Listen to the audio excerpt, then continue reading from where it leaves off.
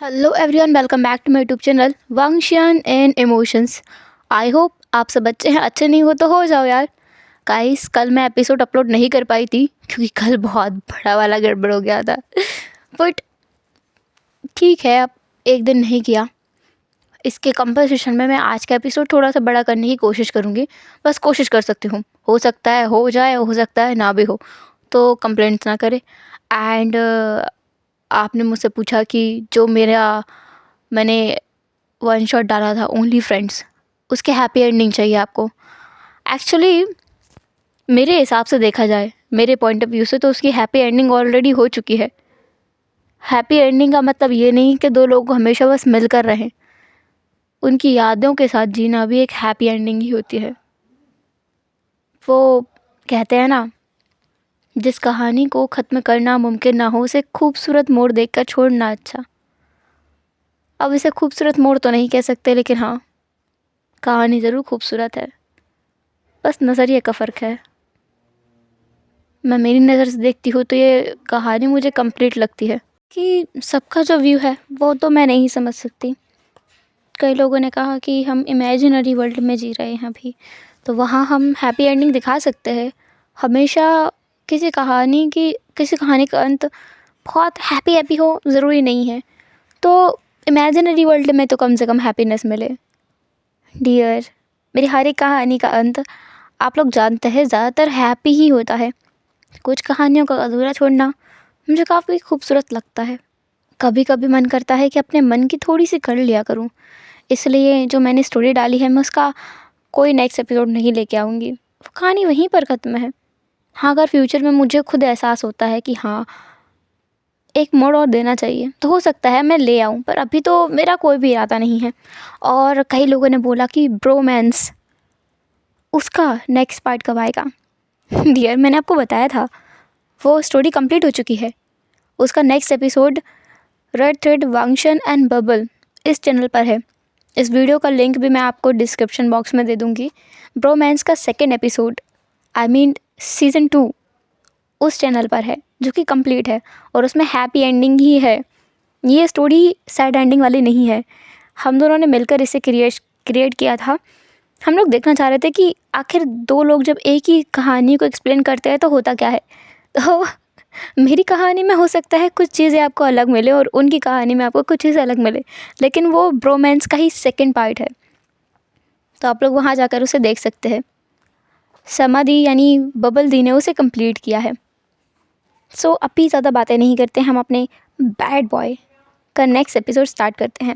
Episode 8, जिसकी शुरुआत ही मैं आपको बता दूँ कि इसमें आपको वंशन थोड़े करीब मिलेंगे। आप लोग हमेशा सोच रहे थे ना कि इतना लंबा एपिसोड हो गया, लेकिन अब तक कुछ समझ क्यों नहीं आया, किसकी फीलिंग किसके लिए है और कौन किससे प्यार करता है, हो क्या रहा है। तो शायद आज के एपिसोड में चीज़ें क्लियर होने लगेगी। चलो तो फिर आगे बढ़ते हैं। हम उसी सीन को देखते हैं जहाँ पर वांग जी विंग को बॉक्सिंग रिंग से लेकर आया था और विंग उसे खींचते हुए अपने स्कूल ले जा रहा था क्योंकि विंग को लेट नहीं होना था। विंग और वांग जी मेन गेट तक ही पहुँचे थे, जहाँ पर सामने एक इंसान को देखकर विंग रुक गया था। विंग की सांसें एकदम जैसे थम गई थी। वो बस देख रहा था कि ये इंसान यहाँ क्या कर रहा है। और दूसरी बात, विंग पूरी तरीके से काँप रहा था, शेक कर रहा था, जैसे वांग जी ने देखा और उसे थाम लिया। वांग जी इस इंसान को पर्सनली नहीं जानता है, पर हाँ, इसका नाम उसने सुना है। इस इंसान को क्या विंग जानता है, जो इस इंसान को देखकर इतना विंग डर गया है? वांग जी विंग के सामने आकर खड़ा हो जाता है और सामने जो पर्सन था उसकी आँखें एकदम गर्म जोशी से भर आई थी, जैसे कि बस इस इंसान को मारना चाहता हूँ, जान से मार देना चाहता हूँ, क्योंकि उसे विंग से बहुत नफरत है, हद से ज़्यादा नफरत है। विंग अपना सर बस झुकाए रखता है। विंग को जैसे पैनिक अटैक आने वाला था। वांग जी विंग को खींचकर अपने गले से लगा लेता है और उसके सामने खड़ा हो जाता है। मिस्टर जो सामने खड़े थे ना अजनबी, उनके सामने वो अपनी पीठ दिखा देता है। वो इंसान जो सामने खड़ा था वो साइड हट जाता है और वांग जी विंग को लेकर कार में बैठता है। जैसे वो कार में बैठते हैं, वांग जी कार को ड्राइव करके काफ़ी दूर निकल आता है। जब विंग थोड़ा शांत होने लगता है, वांग जी विंग को पानी पिलाता है और फिर उसे पूछता है, कौन था वो? तुम डर क्यों रहे थे? हाँ, क्या तुम उसे जानते हो? विंग एक गहरी सांस छोड़ता है अपनी आंखें बंद करता है और कुछ सोचने लगता है। विंग के दिमाग में एक सीन चल रहा था जिसे हम लोग देख सकते हैं और सुन भी सकते हैं। सामने वही एक इंसान है जो जियांग चेंग और विंग के सामने खड़ा है। जियांग चेंग ने बहुत टाइटली विंग का हाथ पकड़ा हुआ है और जियांग चेंग कहता है, आपको जो बोलना है आप कह सकते हैं, जो करना है कर सकते हो, मुझे तुमसे कोई डर नहीं लगता है। मैं यहाँ से विंग को अपने साथ लेकर जाऊँगा। विंग को यहाँ रख कर मैं गलती नहीं कर सकता फिर से। वो जो सामने इंसान था वो कहता है, ये इंसान तुम्हें बस बर्बाद करना चाहता है। जिस तरीके से इसकी माँ ने तुम्हारी ज़िंदगी बर्बाद की, उस तरीके से ये एक बार फिर तुम्हें बर्बाद करना चाहता है। मैं नहीं चाहता कि ये तुम्हारे साथ जाए।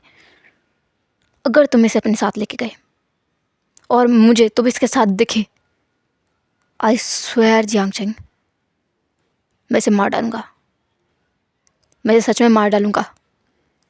चेंग कहता है, अगर इसे हाथ भी लगा तो मैं भी जिंदा नहीं बचूंगा। जियांग चेंग बहुत गुस्से में ये बात बोलता है और सामने वाला इंसान भी बहुत ज़्यादा गुस्से में था। उन दोनों के इस गुस्से में विंग बेचारा पिस रहा था। उसे अभी भी डर लग रहा था, वो अभी भी काँप रहा है। झाओ चेंग जिसने गन निकाल ली, सामने जो इंसान है उसने गन निकाल ली और उसने सीधे जियांग चेंग के माथे पर तानते हुए कहा, निकल जाओ मेरी नज़रों के सामने से, ऐसा ना हो कि मैं इसे सच में मार डालूंगा। ऐसा बोलकर उस अजनबी ने, जिस मैंने अभी भी झाओ चेंग कहा, मेरा मतलब झाओ कहा, वो चेंग के शोल्डर पर गोली चला देता है। चेंग के शोल्डर से बहुत ज़्यादा ब्लड निकल रहा था और विंग इस देखकर चिल्लाया भी था। वो बेहोश हो गया था। जियांग चेंग ने अपने दूसरे हाथ से विंग को पकड़ा जो कि बेहोश हो चुका था। उसे वो वहीं से उठाता है और अपने साथ लेकर आता है। बैक टू प्रेजेंट ये नज़ारा सोचते ही विंग की रूह तक काँप गई थी। मिस्टर झाओ अगर चेंग को गोली मार सकते हैं तो फिर वो कुछ भी कर सकते हैं, उसे पूरा यकीन है। और अब तो उसने वांग जी को देख लिया है। विंग कहता है, वांग जी सर, आप मुझे यहीं उतार दीजिए और आप चले जाइए। उन्होंने आपको देख लिया है, पता नहीं क्या कहा। मेरा फ़ोन कहाँ है, मेरा फ़ोन कहाँ है। विंग पैनिक कर रहा था। वांग जी देख रहा था कि विंग बहुत पता पैनिक कर रहा है। वांग जी विंग के हाथ को पकड़ के कहता है, शांत हो जाओ, कुछ नहीं है, और मैं ऐसा कोई मामूली इंसान नहीं हूँ जिसे कोई भी नुकसान पहुँचा सके। कोई मेरा कुछ नहीं बिगाड़ सकता। आप उन्हें जानते नहीं हैं, उन्हें जानते नहीं। मेरा फ़ोन। विंग अपना फ़ोन निकालता है, तुरंत ही जियांग चेंग को कॉल कर देता है। 2-3 रिंग के बाद में जियांग चेंग कॉल उठाता है। शायद वो बहुत ज़्यादा बिजी था इसलिए वो कुछ नहीं बोलता, लेकिन विंग कहता है, क्या हुआ है, तुम इतना पैनिक क्यों कर रहे हो, तुम ठीक तो हो ना विंग? मैंने मिस्टर झाओ को देखा। तुम मिस्टर झाओ से कैसे मिले? क्या वो वांग स्कूल में है? हाँ। नहीं कहा। मिस्टर झाओ वो मेरे सामने कहा, मुझे बहुत डर लग रहा है। कहा मुझे बहुत डर लग रहा है। क्या वो मुझे मार डालेंगे? क्या वो मुझे मार डालेंगे? चिंता मत करो, मैं आ रहा हूँ। तुम अभी कहाँ हो, किसके साथ हो? मैं वांग जी सर के साथ हूँ। उसे फ़ोन दो, अपना फ़ोन दो उसे। वांग जी को विंग फ़ोन पकड़ाता है। वांग जी तो पहले ही ये सुनकर के हैरान था कि मिस्टर झाओ विंग को क्यों मारेगा, पर जैसे ही विंग अपना फ़ोन देता है वांग जी को, वांग जी लेता है और पूछता है, क्या हो रहा है ये? जियांग चेंग कहता है, यू इडियट, फकिंग बास्टर्ड, तुम उसे कहाँ लेके गए हो? तुरंत के तुरंत उसे वापस लेकर आओ। मैं विंग के घर आ रहा हूँ, जल्दी जाओ, बिना किसी देर के। ज़्यादा देर तक उसे बाहर रखना बहुत ख़तरनाक है, जल्दी जाओ। वांग जी तुरंत हाँ में भरता है और कॉल नहीं रखता है, क्योंकि जियांग चेंग ने कहा है कि कॉल बिल्कुल नहीं रखना है। गाड़ी चलती है और वो सही सलामत विंग के घर पहुंचते हैं। जियांग चेंग भी बहुत जल्दी आ गया था। जैसे ही जियांग चेंग आता है, विंग तुरंत उसे बहुत टाइटली गले लगाता है और ज़ोर ज़ोर से रोने लगता है। जियांग चेंग विंग को वहीं बिठा कर रखता है। जियांग चेंग अपने साथ में कुछ सारी टैबलेट लेकर आया था, जिन्हें निकाल कर वो विंग को खिला देता है। विंग कुछ देर में शांत होता है और फिर वो सो जाता है। जैसे विंग सोता है वैसे ही जियांग चेंग गहरी सांस छोड़ता है। वांग जी जियांग चेंग की तरफ बस देख रहा था, काफ़ी सारे क्वेश्चनिंग नज़रों के साथ में, जैसे कि वो अपने जवाब जानना चाहता हो कि ये लड़का आखिर है कौन। जहाँ तक वांग जी को पता है कि इसका कोई अच्छा बैकग्राउंड नहीं है। वांग जी को यकीन होने लगा है कि विंग कोई बड़ी फैमिली से बिलोंग नहीं करता है। उसका यानली के साथ में कोई ज़्यादा अच्छा रिश्ता नहीं है, क्योंकि विंग का सरनेम अलग है ना। अब वांग जी ने ध्यान देना चालू किया है विंग के ऊपर। विंग का सरनेम वी है, ना कि जियांग, तो वो जियांग सिबलिंग तो हो ही नहीं सकता। इसलिए वांग जी जानना चाहता है कि आखिर ये विंग है कौन, जिसका ना कोई बैकग्राउंड है, फिर भी उसके पीछे मिस्टर झाओ पड़ा हुआ है। मिस्टर झाओ लान फैमिली से भी ज़्यादा रिच है और पावरफुल है, तो विंग का उससे रिश्ता होना बहुत मुश्किल है। आखिर मामला क्या है, आखिर ये सब कुछ हो क्या रहा है, क्यों वांग जी को कुछ नहीं पता है। खैर, जियांग चेंग वांग जी से बस इतना कहता है, देखो वैसे तो मैं किसी पर भरोसा नहीं करता, पर अब मेरे पास कोई रास्ता नहीं बचा है। मैं विंग को अपने साथ नहीं रख सकता, इसलिए अगर तुम विंग का ख्याल रखो तो। वांग जी कहता है, ठीक है। जियांग चेंग अपनी पैनी नज़रों से वांग जी को देखते हुए कहता है, पर तुम उसका ख्याल रखना क्यों चाहते हो।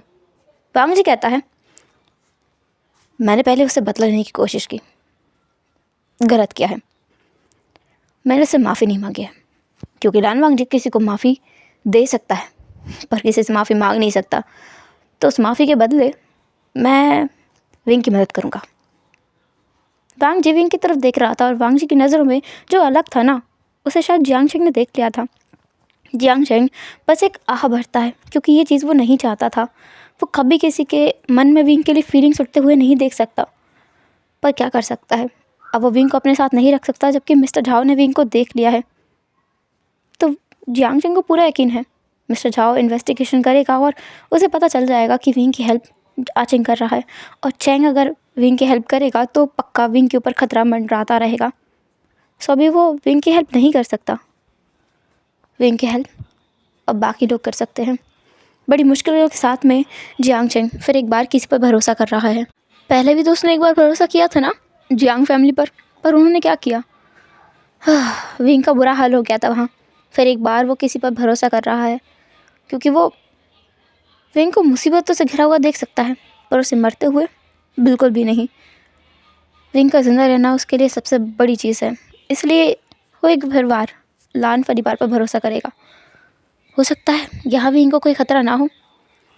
जियांग चेंग कहता है, तुम विंग का सामान लो और यहाँ से निकल जाओ। मैंने जो भी चीज़ विंग को दी है वो यहीं छोड़ जाना, वो लेके मत जाना। वांग जी कहता है, मैं कुछ भी नहीं लेके जाऊँगा, मैं सिर्फ इसे उठा कर ले जा रहा हूँ। रही बात सामान की, तो वो मैं उसे दिला सकता हूँ। जैसा कि तुमने कहा तुम्हारी कोई चीज़ नहीं ले जानी है, तो ये कपड़े भी तुम्हें निकलवा के वापस कर दूँगा। वांग जी जो ईविल स्माइल करता है, क्योंकि उसने सच में अभी जियांग चेंग को टोंट मारा है और जो उसे बड़ा मज़ा आया टोंट कस के। पर अब वो विंग को उठाता है। जियांग चेंग बस देख रहा था किस तरीके से वांग जी विंग को अपनी बाहों में ले करके और निकल गया है। जैसे ही वांग जी वहाँ से निकल जाता है, जियांग चेंग सोफे पर गिर जाता है और एक बहुत गहरी सांस छोड़कर वो खुद से कहता है, कितनी कोशिश की ना तूने, फिर भी कुछ नहीं कर पाया। लगता है इस ज़िंदगी में मैं वी की मदद कभी कर ही नहीं पाऊँगा। आखिर क्यों ऐसा हुआ है, क्यों मेरा उससे ये रिश्ता बना जिसमें ना तो मैं उसे छोड़ सकता हूँ ना उसके पास रह सकता हूँ। उससे दूरी बर्दाश्त नहीं और उसके करीब जाना मेरी किस्मत में नहीं है। जियांग चेंग जिसका फ़ोन बज उठता है, जिसमें मिस्टर झाओ का नाम फ्लैश हो रहा था। जियांग चेंग को पता है ये तो होना ही था, कॉल तो उसे आना ही था। वो कॉल उठाता है और बहुत ही अलग अंदाज से बोलता है, तुमने अब क्यों कॉल किया है। तुम जो भी चाहो, मैं कुछ नहीं करने वाला हूँ। तुमने ऑलरेडी मुझसे मेरी खुशी छीन लिया है। पीछे से मिस्टर झाओ कहता है, तुमसे तुम्हारी खुशी छीनी है। मुझे तुम्हें बताते हुए बिल्कुल भी दुख नहीं हो रहा है कि जिसके लिए तुमने मेरा घर, इतना सारा पैसा छोड़ा, वो आज किसी और के साथ घूम रहा है। मैंने आज लान वांग जी को देखा और तुम्हारा वो नन्हा सा मुन्ना सा जान उसके साथ घूम रहा था। इसका मतलब ये है कि वो पैसों के पीछे पागल है, सिर्फ और सिर्फ पैसों के पीछे पागल है वो। तुम्हारे साथ नहीं है वो। जियांग चेंग कहता है none of my business and none of your business. उसे जहाँ जाना है वो वहाँ जाए, क्योंकि अब मैं उसके ऊपर नज़र नहीं रख सकता हर पल, सिर्फ और सिर्फ तुम्हारी वजह से। और दोबारा मुझे कॉल करने की हिम्मत ही मत करना। ऐसा ना हो कि जितना बचा कुछ बचा है ना वो भी ख़त्म हो जाए। जियांग चेंग अब फ़ोन काटता नहीं है, बल्कि वो ज़मीन पे फेंक देता है। जब भी वो इस इंसान से बात करता है ना, जियांग चेंग का पूरा दिमाग ख़राब हो जाता है। उसे बहुत गुस्सा आता है, बहुत ज़्यादा। और वो सोचने लगता है कि उन दोनों कितना बुरा हाल था ना उसका। जियांग चेंग के दिमाग में भी एक मेमोरी फ्लैश होने लगती है, जहाँ पर हम 10 साल के आचिंग को देखते हैं। 10 साल का आचिंग जो किचन में बैठकर रो रहा है, अपने घुटनों में अपने फेस को छुपाए, अपने कानों को बंद करते हुए, इस उम्मीद में कि काश की जो आवाज़ उसे लिविंग रूम से आ रही है वो ना आए। जहाँ पर उसकी माँ बहुत ज़ोर से चीख रही है, चिल्ला रही है, जिसे उसका डैड बुरी तरीके से पीट रहा है। वहाँ डोमेस्टिक वायलेंस हो रहा है और बुरी तरीके से, जहाँ उसकी माँ हर एक बार बस एक ही सवाल कर रही है, तुमने मुझसे शादी की हुई क्यों? जब तुम्हें सच पता था, तुम्हें सब पता था, उसके बावजूद भी तुमने मुझसे शादी की ना, क्यों की? अब इसमें इतना बुरा मानने की क्या बात है? तुम्हें तो सब कुछ पहले से पता था ना, मैंने तुम्हें बता दिया था। पर उसका डैड मिस्टर झाओ नहीं सुन रहा था, वो मार रहा था। यहाँ ये चीज़ खुलती है कि जियांग चेंग झाओ चेंग है। झाओ चेंग जो मिस्टर झाओ का बेटा है। जियांग चेंग किचन में बैठ के रो रहा है और कुछ नहीं बोल रहा है, बस रोए जा रहा है। आखिरकार उसकी मॉम कोलैप्स हो गई थी, बुरी तरीके से वहीं गिर गई थी, जिनके बॉडी पर काफ़ी घाव थे। वहाँ पुलिस आती है, उसकी मॉम को हॉस्पिटल ले जाया जाता है। उसके डैड कस्टडी में आ जाते हैं और जियांग चेंग उन दोनों के बीच में झूलता रहता है। जहाँ पर ऑब्वियसली मिस्टर झाओ वो केस जीतते हैं कस्टडी के मामले में, क्योंकि उसके पास पैसा पावर दोनों है। उसने चेंग की मॉम को आसानी से हरा दिया, बहुत आसानी से। And in the end Jiang Cheng की कस्टडी सीधे मिस्टर झाओ के पास आ गई। जियांग चेंग ये सोच रहा था तो उसकी आंखों से वो आंसू जो कितने न जाने सालों से दबे हुए थे, वो आंसू का एक कतरा उसकी आंखों से बह गया। जियांग चेंग अपने आप से कहता है कि हम कोई ज़िंदगी खुद से नहीं चुनते हैं, पता नहीं क्यों भगवान हमें ऐसी ज़िंदगी देते हैं जिसमें हमें हमेशा कुछ ना कुछ झेलना पड़ता है। एक साधारण ज़िंदगी नहीं मिल सकती थी। लान वांगजी की ज़िंदगी कितनी अच्छी है, उसे हमेशा जलन होती है लान वांगजी से, इसलिए वो हमेशा वांगजी से लड़ता रहता है। उसे शुयांग से जलन होती है, उसे वेंचाओ से जलन होती है। ये लोग कितने आराम से कितनी अच्छी लाइफ जीते हैं ना, उसकी लाइफ इतनी अच्छी क्यों नहीं है? वो अपनी मर्ज़ी से किसी से दोस्ती नहीं कर सकता है, अपनी मर्ज़ी से किसी से मिल नहीं सकता है। अगर वो ज़्यादा लोगों से दोस्ती करता है तो मिस्टर झाओ बीच में आ जाता है, ये बोलते हुए कि कौन उसके लिए अच्छा है और कौन उसके लिए अच्छा नहीं है। हर एक चीज़ मिस्टर झाओ ही तो डिसाइड करते हुआ आया है जियांग चेंग के लिए। उसे हमेशा बहुत गुस्सा आता है इस इंसान के ऊपर, पर वो कुछ नहीं कर सकता।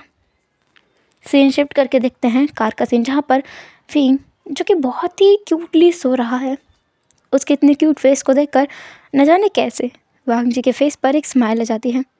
वांग जी विंग को लेकर अपने घर गया था, अपने अपार्टमेंट नहीं बल्कि लान हाउस। आज वो पूरे हक के साथ विंग को लेकर आया है, क्योंकि विंग को जियांग चेंग ने उसे लाने के लिए बोल दिया है। और जहाँ तक वांग जी को पता है, अब तक उसने बस जियांग चेंग को ही देखा है विंग की केयर करते हुए। विंग का और कोई रिलेटिव है ही नहीं, इसलिए वांग जी विंग को अपने गोद में उठा कर के अंदर लेकर आता है, जहाँ पर उसके घर में सर्वेंट्स के अलावा कोई नहीं है। सर्वेंट्स खुद देख रहे थे लान वांग जी किसी को इतने केयरिंग तरीके से लेकर आया है, लिटरली वो लोग चक्कर खा के गिरने वाले हैं। कुछ महीनों से ना ये वांग जी की जो हरकतें हैं वो बिल्कुल अलग हो गई हैं। पिछली बार वो इस लड़के को खींच कर ही लेकर आया था ना, पर पता नहीं क्यों मिस्टर सचिन बहुत गुस्सा हो गए थे। लगता है आज भी वांग जी पर डांट पड़ने वाली है। सर्वेंट्स इसी उम्मीद में थे। दूसरी तरफ शाम के समय, जहाँ पर विंग की नींद खुलती है और विंग अपनी आंखें खोल के देखता है तो उसके सामने वांग जी बैठा हुआ दिखता है। विंग वांग जी से पूछता है, वांग जी सर, मैं यहाँ क्या कर रहा हूँ? ग कहाँ है? क्या वो चले गए? ये कौन सी जगह है? ये मेरा घर है और जियांग चेंग ने कहा है जब से तुम मेरे साथ रहोगे। क्यों? आपके साथ क्यों? फिर विंग को कुछ याद आता है तो वो अपने सवाल का जवाब खुद से देता है। ओह, मैं समझ गया। पता नहीं अब मैं उनसे कब मिल पाऊँगा। पता नहीं अब मैं मुझे मिलेंगे भी या नहीं मिलेंगे। तुम्हें बहुत चिंता है उसकी? होनी भी चाहिए ना। आखिर वो पूरी दुनिया में एक अकेले इंसान है मेरे लिए जो मायने रखते हैं। उनके अलावा मेरा है ही नहीं कोई। खैर, वैसे हम कौन सी जगह पे हैं? मेरा घर है ये, लान हाउस। ओह, मेरे अंकल भी रहते हैं यहाँ। और आपके मिस्टर लाल सिचन भी रहता है यहाँ। ओह, आपके बड़े भाई जिन्हें आपने एकदम मार ही डाला था वो? तुम ये सब बोलना बंद करोगे? मैंने कब मार डाला था उसे? मुझे शुयांग सर ने बोला था। हम जब अपने हाई स्कूल में थे आपने उन्हें मार ही डाला था पीट पीट के, और उन्हें रिकॉग्नाइज करने से भी मना कर दिया था। शुयांग भी ना। आप शुयांग सर के बारे में कुछ भी बोलिए, वो बहुत अच्छे हैं। मेरा फ़ोन कहाँ है? तुम्हारा फ़ोन तुम्हें जियांग चिक ने दिया था। उसने हर एक चीज़ लाने से मना कर दिया है। उसने तुम्हें छोड़ दिया है, अकेला छोड़ दिया है। आया समझ में? अब वो तुम्हारी बिल्कुल केयर नहीं करेगा। ना तुम्हें पैसे देगा, ना तुम्हें घर में रखेगा, ना तुम्हारे खाने का खर्च उठाएगा, और ना तुम्हारे स्कूल का पैसा देगा। मेरे स्कूल का पैसा तो वो दे भी नहीं रहे थे। हाँ, तो तुम्हारी स्कूल की फ़ीस कौन भर रहा था? फेई। फेई? कौन फेई? वो लड़की जो मेरे साथ उस दिन डांस परफॉर्म कर रही थी, गाना गा रही थी, और उस दिन वो स्कूल के गेट पे मुझे लेने भी आई थी। वो लड़की। वो तुम्हारा पैसा क्यों देगी? विंग इस बात पे एकदम चुप हो गया था। वो ये राज नहीं बता सकता, किसी को नहीं बता सकता। ये टॉप सीक्रेट है उसका। वांग जी कहता है, नहीं बता रहा, मत बताओ। तुम्हें खाना खाना हो तो रेडी हो और नीचे जाओ। तुम्हारे कपड़े यहाँ रखे हुए हैं जो मैंने तुम्हारे लिए खरीदे थे, तुम्हारे अपार्टमेंट में रखे थे, वही उठा के लेके आया हूँ। मैं तुम पर और खर्चा नहीं करने वाला। विंग एक स्माइल करते हुए बोलता है, ये बात आपसे सुनना एक्सपेक्टेड नहीं था। क्या मतलब तुम्हारा? आप पैसे को पानी की तरह बहाते हैं, इसलिए आपसे सुनना कि अब मैं और खर्चा नहीं करूँगा, ये बहुत बड़ा सरप्राइज़ है, झटका देने वाली बात है। आप तो पैसा ऐसे बहाते हो जैसे कि बहुत बड़ा पानी हो। मेरा मतलब पानी के टैंकर में से पानी बहता है, वैसे आप पानी की तरह पैसा बहाते हो और देखते भी नहीं हो कि कौन सी चीज़ खरीदनी है, कौन सी नहीं खरीदनी है, बस पैसे खर्च करते रहते हो। तुमको ज़्यादा नहीं बोलने लगे हो? मेरे पास ज़ुबान है तो मैं बोलूँगा ही ना। ज़ुबान तो बोलने के लिए होती है। अगर मैं बोलूँगा नहीं तो फिर मेरी ज़ुबान होने का फ़ायदा ही क्या है? वैसे मुझसे बहुत सारे लोगों ने कहा है मैं पहले से बहुत अच्छा हो गया हूँ। पहले जब मैं बातें नहीं करता था ना तो किसी को समझ ही नहीं आता था कि मैं चाहता क्या हूँ और मैं क्या नहीं चाहता हूँ। पर अब जब मैं अपने मन की बातें बताने लगा हूँ तो सब कहते हैं मैं बेहतर हो रहा हूँ। फेई कहती है, जब तक हम बोलते नहीं हैं किसी को समझ नहीं आता है। हमें अपने बारे में खुद सोचने के लिए सबसे पहले अपने थॉट्स को सामने रखना आना चाहिए, चाहे अब वो सामने कोई भी क्यों ना हो। अगर हमें लड़ना पड़े तो हमें लड़ना भी चाहिए। ओ, चेंज करके आओ, मुझे नहीं सुनना तुम्हारी बकवास। आपका फ़ोन मिलेगा? मैं शुयांग सर को एक बार बता दूँ? कोई ज़रूरत नहीं है। चिल्ला क्यों रहे हो? आराम से भी तो बोल सकते हैं ना, ऐसे कैसे चिल्लाते रहते हैं हमेशा? पता नहीं गुस्सा नाक पे ही बैठा रहता है हमेशा। क्या बोला तुमने? कुछ भी नहीं, मैं क्या बोलूँगा। वांग जी वहाँ से उठ के चला जाता है। जब वो उस कमरे के बाहर आता है तो उसके फेस पर एक स्माइल आ जाती है। इस लिटिल किटन से बात करते हुए ना वांग जी को बहुत मज़ा आता है, और अब तो कुछ ज़्यादा ही मज़ा आने लगा है। स्टार्टिंग में ना वांग जी को अच्छा नहीं लग रहा था कि विंग इतना चेंज हो गया है और उल्टा जवाब देता है, पर अभी उसे अच्छा लग रहा है। विंग अपने लिए स्टैंड ले सकता है और इतनी सारी बातें कर सकता है। उसे तो पता ही नहीं था ये छोटा चूहा अब जा कर के बाहर आ रहा है। कितना नॉटी है ना ये लिटिल किटन, उसे अब पता चल रहा है। वांग जी जो अपने रूम में जाता है और वहाँ पे रेडी होके आता है। वांग जी विंग को उसके रूम में छोड़ कर आया था। विंग के लिए उसने अपने आप से एक रूम प्रिपेयर करवाया था, वो भी कॉल करके। जब वो लोग गाड़ी से आ रहे थे तब काफ़ी देर तक तो वांग जी अपने पार्किंग लॉट में ही बैठा रहा था विंग के जागने का इंतज़ार करते हुए, पर विंग नहीं जागा तो उसे उठा कर ही ऊपर ले आया था। विंग रेडी होता है और उसे बहुत कंफर्टेबल कपड़े मिलते हैं। काफ़ी महंगे थे लेकिन हाँ कंफर्टेबल थे। विंग उन्हें चेंज करने के बाद में रूम से बाहर ही नहीं निकल रहा था। उसके अंदर भले चेंजेस आए हो अभी भी, लेकिन उसके अंदर कॉन्फिडेंस की बहुत कमी है। इतने महंगे कपड़े पहनकर इतने सारे लोगों के सामने जाना और मिस्टर लान वांगजी के फैमिली से मिलना, वो भी पता नहीं क्यों अचानक से। उसका तो कोई रिश्ता भी नहीं है ना लोगों से। अगर शुयांग का घर होता तो वो शायद मान भी जाता। शुशे के घर पर वो शुशे को जानता है, उसकी मॉम को जानता है और उसके भाई को भी जानता है, पर यहाँ तो वो ज़्यादा किसी को जानता भी नहीं। पिछली बार जब वो आया था ना, जब वांगजी उसे ज़बरदस्ती लाया था, तब भी उसने किसी से बात नहीं की थी। और मिस्टर सिचन से तो उसने बहुत कम ही बातें की थी, जिसमें उसे बस कुछ चीज़ें पता चली थी जो था कि उनका इंटेंशन, कि उन्हें यहाँ किसने भेजा, क्यों भेजा, और अब वो विंग को छोड़ने जा रहे हैं, बस ये। इसके अलावा और कोई बात उनकी हुई ही नहीं थी। पर वो मिस्टर सिचन को तो जानता है कम से कम। यही सोचते हुए वो दरवाजे के बाहर अपना सर ढकेलता है और जैसे दरवाजे के बाहर वो देखता है वांगजी अपने सीने पर दोनों हाथों को कसे हुए विंग को ही देखे जा रहा था। विंग कहता है आप यहाँ क्या कर रहे हैं? तुम्हें क्या लगता है? हाँ, मुझे बुलाने आए हैं। चलो जल्दी अब। मुझे अजीब लग रहा है। क्यों? पहले कभी इंसानों के सामने गए नहीं हो? हाँ, इंसानों के सामने तो गया हूँ, पर तुमने कपड़े नहीं पहने हैं। क्या बात कर रहे हो? ऐसा नहीं है, कपड़े पहने मैंने। विंग दरवाज़ा खोल के दिखाता है। वांगजी को तो विंग बहुत ज़्यादा क्यूट लग रहा था, क्योंकि ये जो कपड़े थे ना इनमें बनीज बने हुए थे जो विंग को और भी ज़्यादा क्यूट दिखा रहे थे। वांगजी कहता है क्या हुआ अब? ये मैं ऐसे बाहर जाऊँगा? मेरा मतलब एक ही नाइट सूट था इसमें, यही वाला, तो मैंने पहन लिया, पर मैंने सोचा ही नहीं कि मुझे बाहर डिनर करना होगा। मैं ऐसे बाहर चलूँ? क्यों? ऐसे बाहर जाने में क्या परेशानी है? वांगजी को हंसी तो बहुत आ रही थी, उसके चेहरे के एक्सप्रेशंस भी दिखा रहे थे कि वो कितना ज़्यादा कोशिश कर रहा है अपने आप को रोकने की, पर वो हंस नहीं रहा था। वांगजी विंग का हाथ पकड़ के उसे नीचे लेके आता है सीढ़ियों से, और नीचे आकर के विंग देखता है लिविंग रूम में लान सेचन और लान चरण बैठे हुए हैं। वो उन्हें जा करके ग्रीट करता है, झुक कर वो करता है, और लान सेचन विंग को देखकर एक बड़ी स्माइल करते हैं। लान चरण बस देख रहा था कि ये लड़का फिर एक बार यहाँ है, और वांगजी इसे अब उनसे मिल पा भी रहा है। वांगजी कहता है इस बार मैं उसी के कहने पर इसे लेकर आया हूँ, ज़बरदस्ती नहीं लेकर आया हूँ, किडनैप नहीं किया मैंने किसी को। वो बहुत हार्शली बोलता है। विंग बस वांगजी को देखता है, कहता है सर आप बहुत हार्शली बोल रहे हैं। वांगजी विंग की तरफ देखकर बोलता है तुम तो चुप ही रहो। विंग एकदम झटके से चुप हो जाता है। लान चरण वांगजी को देखता है, फिर विंग को देखता है, लेकिन वो कुछ नहीं कहता है। लान चरण विंग से कहते हैं मुझे पता है ये तुम्हें उठाकर नहीं लेकर आया है, कैसे हो फिर विंग? विंग कहता है मैं ठीक हूँ, आप कैसे हैं सचिन गा? वांगजी कहता है सचिन गा?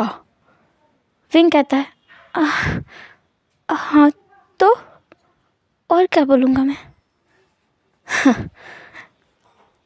तुम इस इंसान से मिले ही कितने बार हो जो उसे गा बुला रहे हो? हाँ, मैं 2 बार।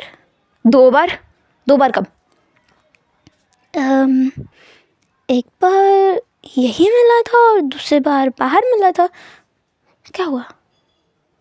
कुछ नहीं। क्या हुआ? कुछ भी नहीं हुआ है। बुलाओ तुम तो सबको गा बुलाओ, मेरा क्या जाता है, मैं हूँ ही कौन। मैं बातें क्यों कर रहा हूँ तुमसे? ऐसा बोलकर वांगजी जो सीधे डाइनिंग टेबल पे जाके बैठ जाता है, उसका मुंह इतना फूला हुआ था ना, विंग कंफ्यूज था और बाकी 2 लोग भी कंफ्यूज थे कि आखिर इसे हुआ क्या है। लान सेचन कहते हैं उसके ऊपर ध्यान मत दो, वो हमेशा ऐसी पागल वाली हरकतें करता रहता है। कहता है मुझे पता है वो ऐसी हरकतें करते रहते हैं। मैंने शुयांग सर से बहुत सुना है। शुयांग? तुम उसे जानते हो? लान सेचन के सवाल पर विंग कहता है बात यह है ना, सबसे पहले मेरी मदद करने वाले शुयांग सर और वांगजी सर ही थे। उन्होंने मेरी बहुत हेल्प की है। अगर देखा जाए तो वो नहीं होते ना, तो आज भी मैं उसी जगह पे होता, जहाँ शायद मेरा ख्याल रखने वाला कोई नहीं होता। उसी जगह होता जहाँ मैं एक ऐसा लड़का हुआ करता था जो कभी किसी से बात ना करता, कभी अपनी बातें किसी के सामने ना रखता। बहुत अलग ज़िंदगी होती मेरी। एक फेरी टेल की तरह 2 एंजल्स मेरी ज़िंदगी में आए और सब कुछ बदल दिया। लांचरन कहता है, अचानक वो बोल पड़ता है तो विंग डर गया था। क्या? विंग कहता है, क्या हुआ सर? लांचरन हंसते हुए बोलते हैं, कुछ नहीं, उन्हें बस हैरानी है कि वांग जी ऐसा कोई अच्छा काम भी कर सकता है। हमने वांग जी की शैतानी भरी चीज़ें ही सुनी है अब तक। विंग कहता है, मुझे लगता है हर एक चीज़ के पीछे कोई ना कोई वजह होती है। वांग जी सर के ऐसे बनने के पीछे भी कोई ना कोई वजह होगी। जैसे कोई भी इंसान बुरा या अच्छा नहीं होता है ना, या तो उन्हें हालात बनाते हैं या लोगों की संगति। वांग जी सर के साथ भी कुछ ना कुछ हुआ होगा। या तो उनकी संगति सही नहीं होगी या फिर कोई और वजह होगी। क्या आपने कभी उनसे बात करने की कोशिश की इस बारे में? लांचरन और लांचरन दोनों बिल्कुल चुप थे। उन्होंने वांग जी से कभी इस बारे में बात नहीं की है। वो हमेशा वांग जी को बस डांटते रहते हैं और सुनाते रहते हैं। उससे कभी पूछा ही नहीं कि वो ऐसा क्यों कर रहा है। बस उससे उम्मीद लगाए रहे कि वो ऐसी सब कुछ हरकतें करना बंद कर दे, उनकी बात समझे और माने। एक होता है ना, हमारे बड़े लोग बस हमसे चाहते हैं कि हम उनकी बातें माने, उनको समझे कि आखिर वो हमारे बारे में चाहते क्या हैं। हमेशा हमारे बड़े लोगों को लगता है कि वो हमारे बारे में हमेशा सही ही सोचेंगे, अच्छा ही सोचेंगे। अगर हम कुछ गलत करते हैं तो वो हमें सुनाने लगते हैं। पर कभी बैठ कर बहुत ही इत्मीनान के साथ ये नहीं पूछा कि आखिर हमने वो चीज़ की क्यों आखिर हमने कोई गलत कदम उठाया। वजह जानने की कोशिश नहीं करते, बस थोप देते हैं कि ये सब गलत था, बस गलत था और इसे सुधारा जाना चाहिए, बस इतना। अपना ओपिनियन बता देते हैं, हमसे तो कभी पूछते ही नहीं। वही बात विंग बता रहा था कि आखिर बड़े लोगों से भी तो गलती हो सकती है ना, उन्हें पूछना चाहिए कि आखिर ऐसा हुआ क्या है, वजह क्या है। लांचरन को समझ आ रहा था कि हाँ यार, ये तो गलत है। सजन को अपनी गलती बहुत जल्दी रियलाइज़ हो गई। वो विंग से कहते हैं, ठीक है, हम पूछेंगे। वैसे चलो हम लोग डिनर करते हैं, मैंने तुम्हारा फेवरेट खाना बनवाया है। विंग कहता है, हाँ, आपको भी पता है मेरा फेवरेट फूड क्या है? मुझे भी पता है, इसका मतलब क्या है? मेरा फेवरेट फूड शुशे को पता है, श्यांग सर को पता है, वांग जी सर को तो बहुत अच्छे से पता है। वांग जी को पता है? हाँ, जब भी हम किसी रेस्टोरेंट जाते हैं वो मुझे अच्छा फूड खिलाते हैं, वो कुछ ज़्यादा ही खिलाते हैं, ज़्यादा कर देते हैं वो। लांचरन बस विंग को देख रहा था। उनके दिमाग में एक बहुत खुराफाती आइडिया आया था। इससे वो सचिन से डिस्कस करने के लिए विंग से कहते हैं, तुम जाके डिनर टेबल पर बैठो, हम लोग आते हैं। विंग चला गया। लांचरन लांचरन की तरफ देखता है। उनकी आंखों में ही दिख गया था कि इनके दिमाग में कोई ना कोई खुराफाती आइडिया आया है। लान है भाई, लान तो होते ही खतरनाक है। लांचरन कहता है, शुशु आप क्या सोच रहे हैं? मुझे लग रहा है आपके दिमाग में कुछ तो आया है। सचिन, वांग जी हमेशा किसी से बात नहीं करता है, पर इस लड़के का इतना ख्याल रख रहा है। अगर हम इस लड़की का सहारा लें तो हम वांग जी को सुधार सकते हैं। शुशु, विंग ने बिल्कुल सही कहा है। हमने हमेशा वांग जी को गलत समझा है, अपनी गलती नहीं पहचानी है। मैं वांग जी से बात करूँगा, पर आप विंग का इस्तेमाल नहीं कर सकते हैं। विंग यहाँ हमारे पास है कुछ दिनों के लिए, जब सब कुछ ठीक हो जाएगा वो यहाँ से चला जाएगा। लांचरन पूछता है, आखिर वजह क्या है तुम्हारी, तुम मुझे क्यों नहीं बताते हो? शुशु, आपको इस बात से समझ आ जाना चाहिए कि उसका लास्ट नेम वी है, उसका फर्स्ट नेम वी है, तो आपको समझ आ जाना चाहिए कि मामला क्या होगा। लांचरन कहता है, वी सरनेम बहुत लोगों का होता है, क्या ये वही वी है? वही वी है, इसलिए हमें उसे बस सुरक्षित रखना है और कुछ करने की ज़रूरत नहीं है। ठीक है, तुम जाओ उसके पास। अब लांचरन ने बोल तो दिया था कि ठीक है, लेकिन वो इतनी आसानी से हार मानने वाला नहीं है। सारे लान बहुत ढीठ है, सारे के सारे लान ढीठ हैं। लांचरन भी नहीं मानेगा। खैर, अब डाइनिंग टेबल का सीन देखते हैं, जहाँ पर लांस सचिन विंग के सर पे हाथ फेरते हुए उसे बार बार खाना जो है ना वो दे रहे थे उसकी प्लेट में, और विंग हंसते हुए ना थैंक यू बोला जा रहा था। थैंक्स का थैंक्स का, ये मुझे बहुत पसंद है ग ग ग ग सुनकर ना जिया जो वांगची था उसका दिमाग ख़राब हो जा रहा था। वांगची के प्लेट में जो खाना था ना वो खा नहीं रहा था, बस उस प्लेट में ना उस नाइफ को उस फोक को बार बार ऐसे दे मार रहा था। वो फूड का कचरा किए जा रहा था, जो चीज़ लाल सीजन तो देख रहे थे, और उन्हें ये चीज़ देख कर ना ऐसा लग रहा था कि उन्हें एक चीज़ तो मिली उनके भाई को परेशान करने के लिए। बचपन से लेकर आज तक उन्हें ऐसी कोई चीज़ नहीं मिली। लांस जन हमेशा से सोचते आए थे कि काश वो भी ना जैसे बाकी भाई रहते हैं, साथ में मिलकर जुलकर झगड़ा करते हैं, एक दूसरे को टीस करते हैं, वैसी कोई चीज़ उन्हें मिले। पर उनका भाई तो उनसे बात ही नहीं करता है, कभी बात नहीं करता है, और महीनों महीनों तक तो घर भी नहीं आता है। पर अभी उन्हें कोई चीज़ मिल गई है इसलिए वो और ज़्यादा इंटरेस्ट दिखाते हुए विंग के लिप्स को भी क्लीन करते हैं, जिसे देख कर ना वांगजी तो टेबल पे हाथ दे मार के खड़ा हो जाता है और बाकी लोग उसे देखते हैं। विंग कहता है सब ठीक तो है ना सर? वांगजी कहता है विंग के बहुत करीब आते हुए, विंग के फेस के वो बहुत करीब आ गया था और कहता है अगर तुमने मुझे एक और बार वांगजी सर कहा ना विंग, अच्छा नहीं होगा। ऐसा बोलकर वो वहाँ से चला गया था। विंग कहता है तो बहुत डरावना था, वांगजी सर ना कहूँ तो क्या कहूँ मैं? लांस सचिन कहता है क्या उसने तुम्हें कभी कुछ और बुलाने के लिए कहा था? विंग अपने दिमाग पे जोर डालता है और महीनों पहले की एक बात उसे याद आती है। विंग कहता है हाँ, उन्होंने कहा था एक बार मैं उन्हें जंग का बुलाऊँ, पर मैं भूल ही गया, मुझे आदत नहीं है ना, इसलिए मैंने नहीं बुलाया। तो क्या वो यही चाहते हैं? हो सकता है, तुम्हें उससे पूछना चाहिए एक बार। नहीं नहीं नहीं नहीं, मुझे उससे डर ही लगता है, बहुत जल्दी गुस्सा हो जाते हैं, छोटी छोटी बात पे गुस्सा हो जाते हैं, समझ ही नहीं आता है ऐसी कौन सी चीज़ मैं कर देता हूँ कि बस चिल्लाने लगते हैं। मुझे डर लगता है। डरने की ज़रूरत नहीं है, वो तुम्हें नहीं चिल्लाएगा, और चिल्ला भी जाए ना तो तुम भी उसके ऊपर चिल्ला जाना। हाँ मैं, अगर मैं चिल्लाया और उन्होंने मुझे घर से बाहर निकाल दिया तो? नहीं निकालेगा, मैं हूँ ना, ये मेरा भी घर है, तो कैसे निकालता है मैं भी देखता हूँ, है ना शूशू? लांचरन एक बार सचिन की तरफ देखता है, फिर एक बार विंग की तरफ, फिर कहता है हाँ हाँ बिल्कुल बिल्कुल, मैं भी देखता हूँ तुम्हें घर से कौन निकालता है, कोई नहीं निकालेगा, तुम यहीं रहोगे। इसके बाद विंग बस खुश हो गया था। अब हम देखते हैं नाइट का सीन, जहाँ पर विंग जो कि वांगजी के कमरे में जा करके वांगजी को मिलना चाह रहा था कि इस डाइनिंग टेबल पर गुस्सा करके वो क्या करना चाहता है। विंग को चिंता हो रही थी वांगजी की। जब वांगजी कमरे में आता है तो उसे काफ़ी सारी बॉटल्स दिखती हैं, मतलब ऐसे कैन, जिनमें शायद वाइन थी, जो कि विंग को नहीं पता थी। विंग उन्हें देखकर बोल और स्मेल करता है और कहता है यक, कितनी गंदी स्मेल है, कोई नहीं कैसे करके अंदर रख सकता है, अगर किसी और को पता चला तो पता नहीं क्या होगा, मैं इसे फेंक देता हूँ, बड़ी गंदी स्मेल है क्या चीज़ ये? हो ये तो पी रहे हैं।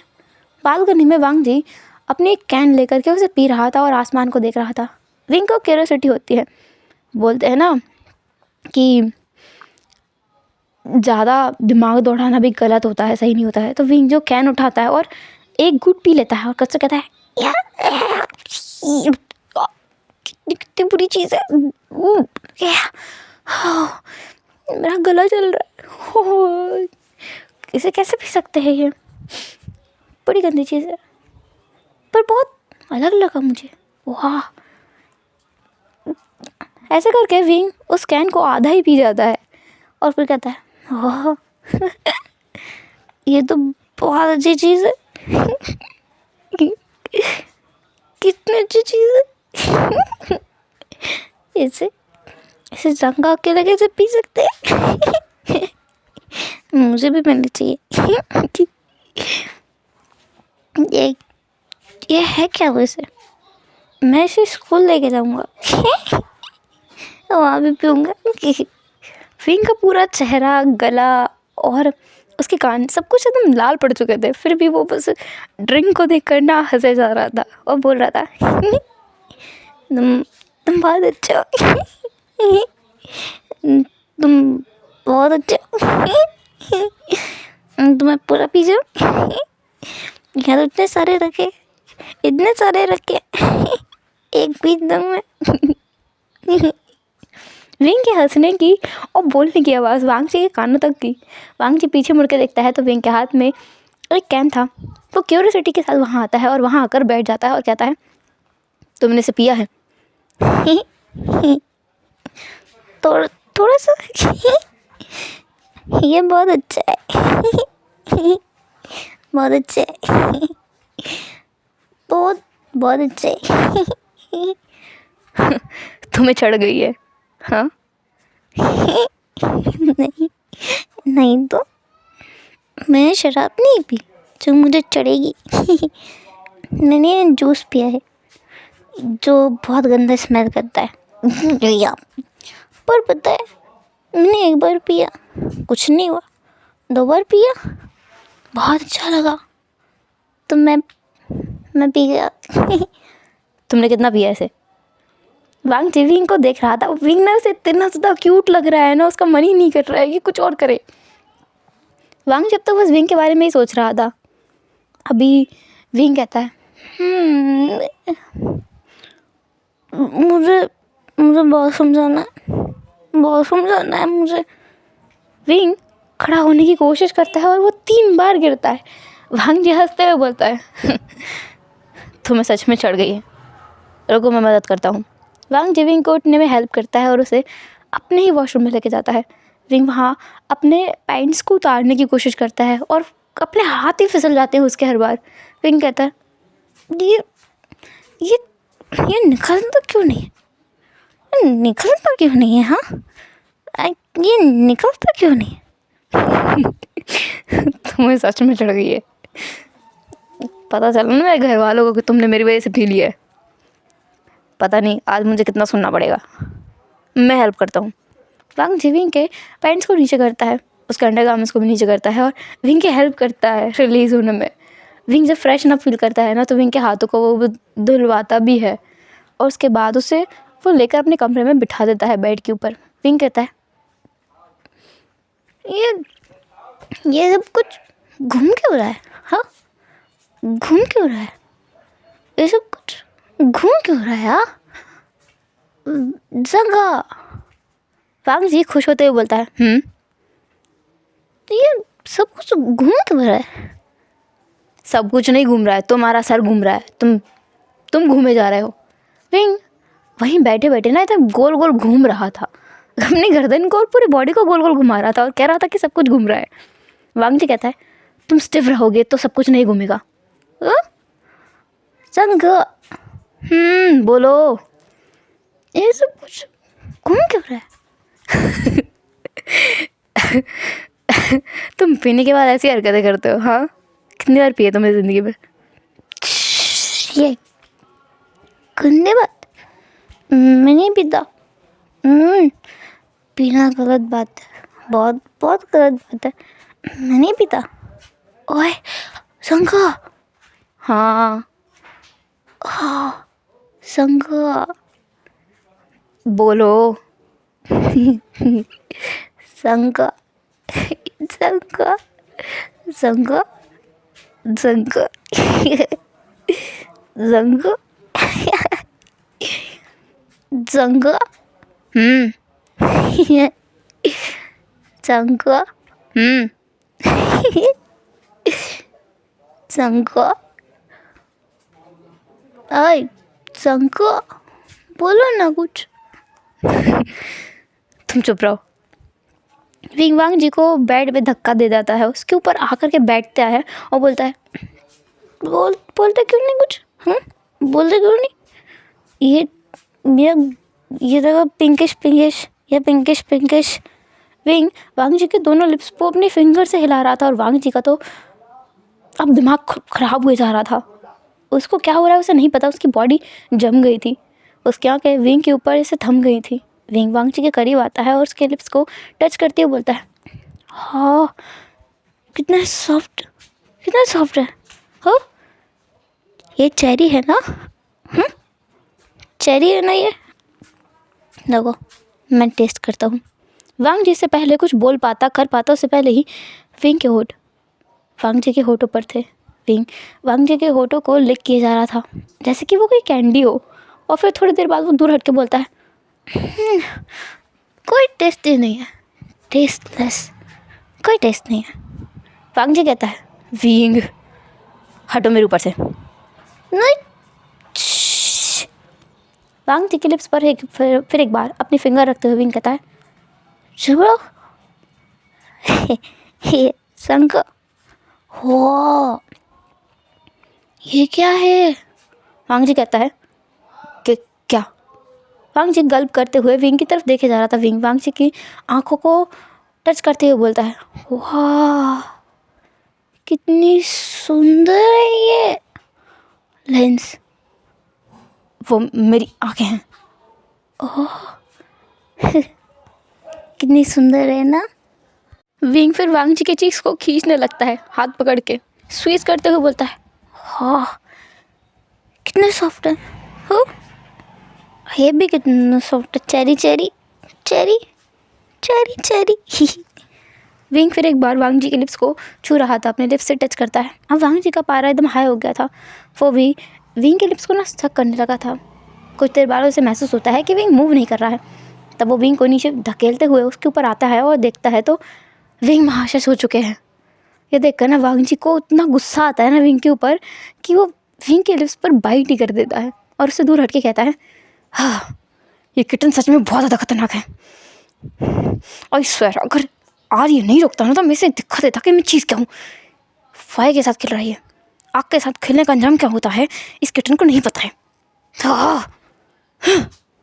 वांग जी जो वहाँ से उठता है और खुद को वॉशरूम के अंदर धकेल देता है। फिर वो खुद की हालत को देखता है कि इस लिटिल किटन ने उसका कितना बुरा हाल कर दिया है, वो कितने से अराउज्ड है। ये देख कर ना उसे बहुत गुस्सा आता है, बहुत ज़्यादा गुस्सा आता है। इसी गुस्से के साथ में आज के इस एपिसोड को ख़त्म करते हैं।